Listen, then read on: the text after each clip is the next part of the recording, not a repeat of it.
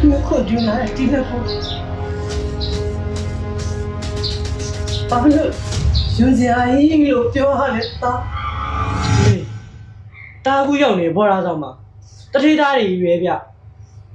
ပြီးတော့သူတို့မိဘတွေရတယ်တက်တက်ရဲနဲ့ချမ်းသာတဲ့သူတွေကြီးပဲတားကြတော့